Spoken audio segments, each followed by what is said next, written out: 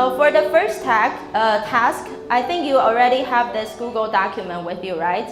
I think the link for the shared Google document was sent out by the assistant through email. So you should be able to access to the document. So if you haven't do so, please spend some time just log into your Google account and access to this shared Google document. So we're going to work in group. We're going to try to write an announcement letter together. So for your announcement letter, there are two things that I would like you to pay attention to. So first of all, this announcement letter is a welcome announcement letter. That means the students haven't, so that's the first time that the students probably would get your email from the TA. So this email would be sent before the class starts. So right now you probably are already serving for EMITA, so you probably have the experience sending this welcome announcement letter. Anyone who sent out an announcement, like welcome announcement letter? Okay, we have Jay. So for the rest of the TAs, that's okay. If you haven't done so for the next semester or for the following semester, you can consider sending a welcome announcement letter for the students to get to know about the course information and also what should be expected and the important information like how the class is going to be conducted, whether it's online or whether it's going to be in person or which classroom, all these important information. And also maybe you can introduce yourself a little bit so if they have questions, they can contact you. So this is going to be the task. We're going to write this welcome announcement letter before the class starts. And then you should include two things for the title and also the announcement itself. So you need to include a title and also the announcement. Questions? Okay, if not, we're going to spend 10 minutes for you to write this announcement letter in groups. So each group, you're going to have one announcement letter. So brainstorm what should be included in your welcome announcement letter. And if you do have experience working with that, you can also share your experience about what should be included in that. And then just a quick tip about writing this announcement letter and also writing anything when you're doing your EMITAs is you have to put something on the paper before you can actually edit it. Because a lot of the times we're too concerned or we're too worried about our own writing, like grammar, like how to express a certain thing, whether it's Chinese, very like Chinese English translation. But I want you to first put something on here so then you can edit it afterwards. And I'm going to show you how to do some check your grammar or use some technology tools to improve your writing. So you don't have to worry about that first. Just put your content and your ideas there and then we can work on the things later on. So later on, I'm going to ask one person from each group to talk about what are something that you put on your announcement, welcome announcement letter. Group 3, can we have someone to share your content with us? For our welcome letter, I think of course the most important thing is talking about the time and the location. And then we'll tell them remind them that all the information will be posted on the Moodle, so they should check it on Moodle. And of course, and they can feel free to just contact us if they have any questions that we can help. Yeah, okay. That's all. Yeah, thank you. So basically you're trying to provide a lot of like important information for the class. For example, all the assignment and information will be posted on Moodle, so they have to upload their assignments and also check all the materials there. So you're telling them all the assignments will be there because a lot of the time students will come and ask you, how do I upload my assignment? Where do I upload my assignment? So these are like common questions asked by the TAs. Group 6, can you share your announcement letter with us? In the beginning, we just welcome the student who join our class, and do some introduction of myself, and then tell them about where they can find the course information, and there is a link. And then the following is some information about when they can find me in the lab. Maybe sometimes they want to meet the TA in face-to-face, so there's some information. Also, they can try to contact us by emails, and feel free to ask any question. And in the end, there's just try to tell them that don't worry about the English part. If they have any question, they can also use in Chinese, but still we will respond to them in English. And in the end, it's our name. So I also like what they talk about, like they're aware that students may be anxious about the situation and how to talk to TA in certain way, so they can expect what to do and how to communicate with the TA. And I also like when they put like links to direct students to look for different information. That's also really important. But like just one recommendation about when you're writing the letter like this, when you're talking about like by the way, maybe not all the students understand what BTW is. So for this kind of letter, I would recommend you to type in the full thing so people can understand what this means, because not all the students know about it. And also like the other thing that I heard from other EMI TAs is sometimes the student took the EMI courses, but they're not aware that they're taking EMI courses. So like I remember one group they talk about this is an EMI course on the title or something. So this is important for the students as well, because sometimes they just randomly pick some courses and they're not aware that this is an EMI course. So when you put that information out, it can help them to think about whether they're taking the right class for them. Because sometimes it has two options, right? Even for one kind of class, they have options for Chinese medium instruction and English medium instruction. So that's important. Okay, so I'm going to give like an overall discussion about like how to use highlight and also like how to highlight some key information. So I like for the first group, they talk about when they're talking about certain information, they use this highlight technique and using like different color to highlight different information. That's a really good technique. And like for some group, they will put like a bullet point like this. So this is also easier for students to read it. So because you can imagine when you were a student or when you are a student, you're probably like skimming through the whole thing without spending too much reading the whole letter word by word.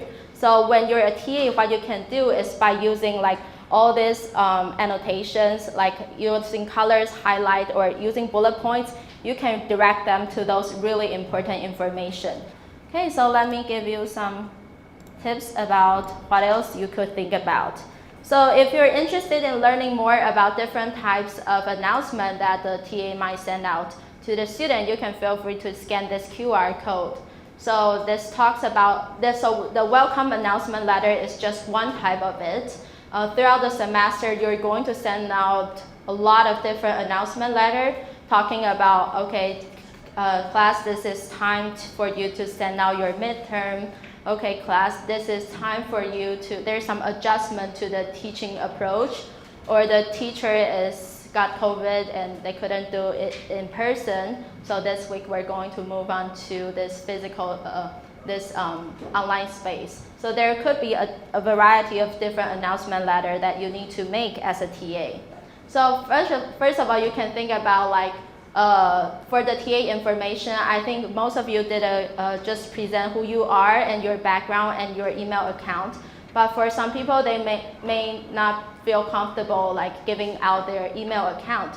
So what I heard from other TAs, sometimes they will have this line group. So you can correspond to this, like you can respond to students' questions as fast as they can. But I think it really depends on the TA's preference. So that's just another way for you to think about that. And for the purpose, like I said, you can give general information, and then you can think about things to be done, like steps, like if you're going to give them some instruction about how to do a certain kind of assignment, what are the steps for them to do. Say if they're going to write a research report, they need to first look for references, and then the second step, they need to write a paragraph, and then they can upload it to Moodle. So you can use this kind of step-by-step guidance to help your students to understand how to do it. And then like respond to specific questions. Sometimes there's students that have this specific question you have to respond to. And then the assignment, like I said, you need to talk about like for this week, for last week, or for both. You need to give them instructions about what time or when should they return their assignment. Okay, so here are the other some important things about the announcement letter. You need to include a clear and concise subject title. So I think most of you did a really good job talking about a clear subject title, but for the concise part, you may think about that because sometimes the title, like when you receive email, you can only see a certain amount of words and the rest of it is like gone. So it is important to think about how to reduce all the important information within a few words so that student would know like, oh, this is an emergent, I have to read it, or this is just a general announcement. So when you're giving this title, it's actually really important for you to think about how to organize information and help them to see whether this is emergency. Okay, and then a lot of you did a good job talking about the greeting part. And for the organization, this is my suggestion. Because sometimes we're trying to include so many different kinds of information, so the whole thing is like a short essay. And for students, it's hard for them to understand what's the main point of that essay. So what you can do is to separate each key point in a different paragraph. So students would know, oh, this paragraph is talking about how to access course materials. And the next paragraph is about how do I interact with the TA. So they could understand different kinds of information in different paragraphs. Okay, and like I said, a lot of you put the TA's contact info, so that's fine. So let's see one example. So the class, all the basic information, and you can see this is a step-by-step guidance to how to get or some basic information about the class. And they have, if you have like online resources, then you can attach the link over here or put it on Moodle and ask students to watch it. And there, this is the way to respond to contact with the TA. Okay, so there's a lot more. So based on these techniques, I want to look at your announcement letter again. Like if you are only having one paragraph, is it possible for you to separate different information into different paragraphs? Or is it easier for a student to think about your subject? Can you make it more concise and clear for the students, like making like emergency or welcome letters so that they know what kind of information that is? Or you can think about if you talk about, like based on what other group talk about, is there something that you also feel important but you haven't put it on your announcement letter? You can also add it back, or you can use some technique like use like different color to highlight different information or make bullet points. That's some really useful techniques for you to write your announcement letter. Okay, so now I would also like to show you how to use some online tools to check your grammar, since a lot of you are worried about your grammar. So here's one really useful resource organized by the center. It's called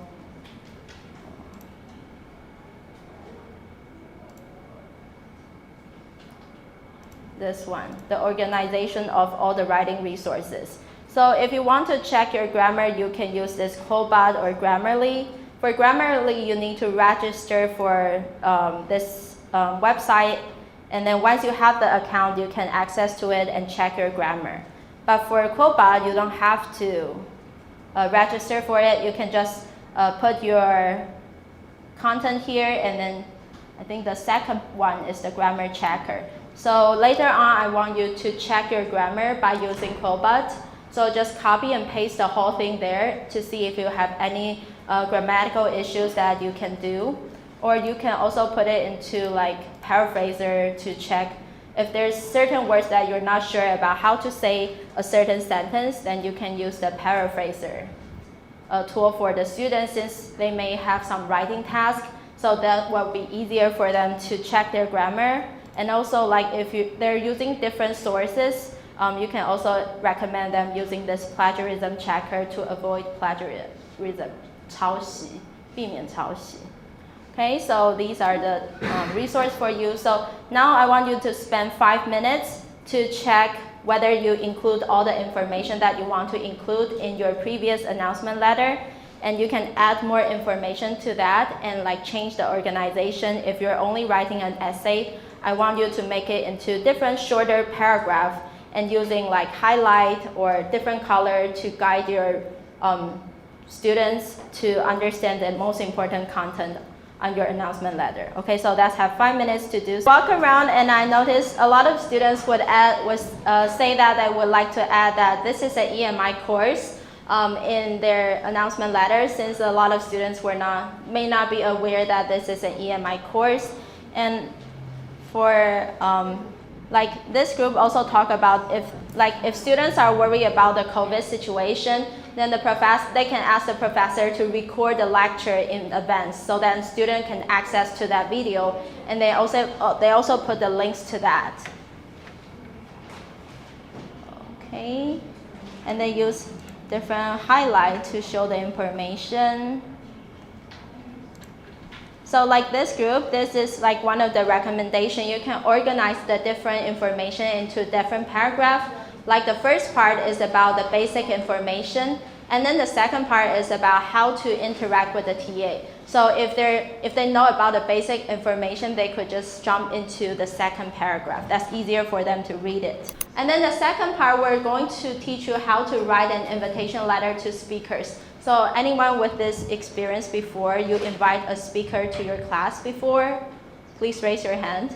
No? Okay. So I was invited to one of the courses, and then there's 2 ways to do so. So let me give you a brief introduction about how to write it. So first of all, like I said, you need to use your official university email account to do the invitation. Otherwise, sometimes it's a little bit awkward. And then the teachers can understand where you're coming from. So this is really important. And then again, you need to include a clear and concise subject title talking about you're going to invite them to the class for a talk. And then you need to talk about like dear professor, blah, blah, blah. Okay, that reminds me of one important thing. I'm not sure which group, or they already correct the error, but when you want to say dear all or dear students, you need to put a period instead of 冒号. Okay, so this is like Chinese, English, the difference between Chinese and English. Okay, so that's just one thing that I just remember. And then for the organization part, you need to first introduce yourself a little bit so that the professor knows who you are and what is your background. And then you need to talk about why you are writing to them, whether it's a formal or informal letter. So there's 2 kinds of situation. The first one is the professor already contacted the speaker, and the speaker agreed to come to the talk, to come to the class and give the talk. And then the second situation is the professor didn't do so and asked you to do so. So if you're giving them a formal invitation, it's different from, okay, so this is just me checking in with the professor about giving information about when to come to the class. So these could be 2 kinds of different situations. So you need to talk about event detail, like your class room, like which room are you in, the date and the time. And there's other needs. For example, if you need, like when I was invited to the design department, they're not on main campus, so they asked me if I need any assistance to walk me to their building in Qingtianjie or somewhere else. So you can also have this kind of different needs. And also, I think the most important thing is you need to express your warm welcome to welcome this guest to attend your class and give a talk to you. And then finally, you need to write your full name and then check your grammar and spelling. Okay, so that's the next task. So you can scan the QR code on your desk, or you can access this through your email account. We're not going to write it for 2 times. For this one, you're going to follow the instruction here and then write about this invitation letter. So you need to write a letter to invite a speaker or a professor to come to your class and give a talk. And you can think about whether this may be the first time you invite the speaker, or the professor already invited the speaker and you're the more of an informal letter, just reminding the professor all the details. So there's 2 options for you. I heard one important thing. Because when you're inviting other professors, they may not all coming from NTNU, so you need to specify like where you're coming from, which school are you in. You can't just assume that they know that you're from NTNU and they know NTNU is this school. So you need to make connections between those information. For the first group, I'm really happy that you use this Dr. because I just checked all the groups, and some groups use Mrs. or Mr. But if this is a professor who received a doctoral degree, it's better to refer them as doctor or professor. So that's a more polite way to address the guests, because some people are really, they pay a lot of attention to how you address them. So if you put like Mr. or just Mrs., they will feel like you're not respecting them enough. So you need to really pay attention to, if this is a professor, you can either use professor, or if they receive a doctoral degree, then use doctor, Dr. to refer to them. So that's the first part that's really important. And so they talk about like this email, and one thing that I like about that is when I go to other school and give talks, I think this information is important for me to organize what I would like to say. If I'm giving a speech to a bunch of professional professors, it would be different from giving a talk to maybe freshmen or even senior students. So these kind of information can really help the professor to organize the talk. And also the options and the survey. And this one is also important, like the stipend, like the compensation to come to the class. How much are they going to receive, and if they need if they need to provide account information, you also need to ask them for different account information to receive this stipend or compensation. And then also put this map on it. This is really helpful because not everyone knows your campus, especially at NTNU. You will have 2 campuses. Maybe 3, 4. Okay, so you need to tell them like which one is it, because a lot of time you just ask them to come to NTNU and they just jump on the taxi, and then the taxi just take them to either campus, and they were like super confused. So another thing that you will probably want to do is to give them your contact information. Like usually it's better to give them your cell phone, because like emergency, if I were in the wrong campus, and the talk is going to start in 10 minutes, I need to call someone, and sometimes you don't respond to email that often, so it's better to just give them your contact information through like cell phone. That's easier. Okay, so that's really important too. Okay, so I like, so this one also give them the address so they can't miss out, and share warm welcome to that, so that's really important too. So if there's like blue underline, feel free to just click on it so you can see like the suggestions for how to revise it, and you can revise it accordingly. Okay, and what else? So, okay, so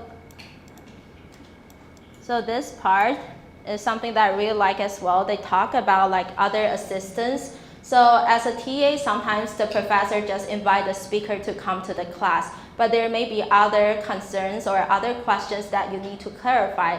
For example, do they need parking space? Do I need to apply for that parking space for the speaker to come to the class? Or can they take the taxi? And are you going to give reimbursement to that taxi fee? Or are they going to, sometimes you will have luncheon, right? Like a lunch box for them. So you may need to ask them whether they are vegetarian or not. So these are all the details that you can think of if they need special assistance. So you can always say, if you have anything that you need, then feel free to contact me. So they can give you they can send you further questions. Okay, so and this is one thing that I would like to tell you, like, please inform us if you're interested in this program. I kind of understand what you're trying to say here, but sometimes you need to be careful about the wording. Inform is more like me telling you what to do. So if I were you, I'll probably use, please kindly let me know. So this is a little bit like, just based on this little adjustment, you can feel the tone is different. And this is also a nice strategy. So sometimes you need the professor to respond to the email before a certain due date. So you can tell them what is the expected due date. And if they don't respond to your email, what should you do? Send a follow-up email. So you can tell them like, oh, I sent this, so you can reply to your previous email and say, oh, this is just a follow-up to see if you need any other assistance or if you have any concerns. And if you are available to come to the class, please respond to the email. Okay, so that's pretty much of it. I think you all did a really good job. So these are just some some strategies for you to make it better. But I think you did a really good job before I actually go through each group's email. Okay, so that's enough for this. So you can also check the, these are just some samples here. So you can see they talk about, like, this is the one if your students are going to communicate with you and the professor has multiple classes. So you can ask the student to give information about which class he or she is in. Because I got students coming from 6 classes, and sometimes the student said, I couldn't make it to the class, but I don't really remember which class he or she is from. So you can also ask the student to put that information on if they're doing this kind of correspondence. Okay. So these are just some samples for you to see. You can also check the handout later. But for now, so the other technique that you can do, let me just introduce one more thing to you. So this is a tool called NetSpeak, and the other one is called Lingo. You can also check it on here. Here's Lingo and NetSpeak. So these are the 2 websites that I feel really helpful for non-native speakers of English. For example, you don't know like how to search for one word. Like I heard like one group saying that, do I need to say the following informations are, or the following information something. So if you're not sure about like the wording or how to put certain words together, you can use these 2 websites to help you to search for information. So let me give you an example. So here are all the operators or the things that you can put to search for certain information, like one word or many words, or check the word orders. So today I just want to search for one word. For example, I want to add this warm welcome to express my warm welcome to the guest who is coming to our class to give a talk. So I'm going to say I look forward to something, but I'm not sure whether I'm going to add a verb to be or just a V-I-N-G, so I can use this tool to check, okay, looking forward to seeing. So this can help me to decide which grammatical form is more frequently used. So you can see there's the frequency, like the more, like the usage used by more people, and also the context. So you can feel free to check it. So this is NetSpeak, and for Lingo, I think so basically it's pretty much the same thing, but the most powerful thing is, I think since everyone's English is pretty good, you probably can understand different parts of speech. So for example, if you want to search for just verb or noun, you can type in that operators and search for specific parts of speech. Otherwise, you're going to see all kinds of part of speech. So this is the really powerful function that I found for Lingo and how it can help us to find different word combination. Okay, so these are the 2 tools that I would like to show you as well. 主要就是不要害怕会讲错，就是以现有的词汇能力，或是以就是比较简单的英文，就是把它表达出来。对，我觉得在文字方面的话，可能尽量用可能一些比较清楚的符号，可以帮助同学理解。这样打文字那些内容的时候，可能会加一些上引号、下引号，或是一些就是粗细不同的文字，然后可以更帮助同学快速的理解说，可能这个是主题，然后可能比较自己比较小的就会是主要内容这样。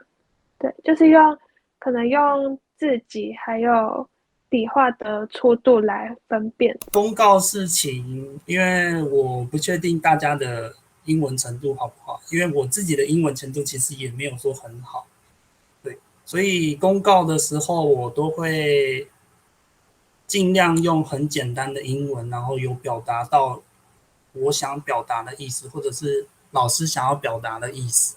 怎么确认我的文法的话，可能就是丢 Google 翻译吧，有表达到意思就我觉得就可以了。国中，对，就是要到那么简单，我觉得，因为我另外一方面我也很担心说就是学生们看到我写的句子会不会误解成另一个意思，我很担心这样子，因为没办法碰面，然后用单就文字的话，老实说也蛮容易误解的，所以我尽量都是用这种很简单的。如果发出去是英文或是重要的内容，主要还是老师可能会有初稿，或是老师有审过。那如果是同学有误解的话，通常是尤其是评分或是在可能整个活动的进行流程，他可能就是不太熟悉。但通常只会有一两个同学是可能没有太用心的，才会去犯这种问题。那解决方式就是我们会我跟老师会在他就是上课前或是就是要发表成果之前，我们会先去跟他确认说，你有没有需要帮忙，哪里需要我们协助的，或是哪里不清楚的，因为就是知道他可能都会有习惯性有问题，但是不问这样子，或者是说会在活动开始之前，老师可能会稍微再用更简单的去让大家理解，甚至贴在讯息栏啊，不断的就提醒大家说，要注意什么，就是尽量简化。像如果是会议流程可以用时间表的，就是直接用时间表，就是让它系统表格化什么的，就不要一长串的文字去叙述。可能我们表达不够清楚，然后学生会有误会，就是作业单要做什么的状况。然后通常他们如果缴交一份就是完全往错误的方向进行的作业单的话，我们会在隔周再跟他们讲述一次，就是上周的作业单内容是要做什么，然后再给予他们补交的一次机会。因为我们还有 LINE 的群组跟他的私讯的 LINE，所以我们就会传 email， 然后跟 LINE， 甚至说老师说如果再不行的话，可以电话联络他们系的助教，就是让他知道说我们确实有做到我们通知他的义务，就是不要让他事后来跟我们吵说，为什么我的成绩是这样，成绩不及格？所以就是把证据留好，然后该通知他的通知他，尤其是在期末最后一次在报告的时候，就像我刚刚说的，会特地去私讯他确认说你对这个有没有问题，你知不知道明天要干嘛了？然后如果他不知道的话，就是直接用最简单的方式，甚至是用中文再跟他叙述一次这样。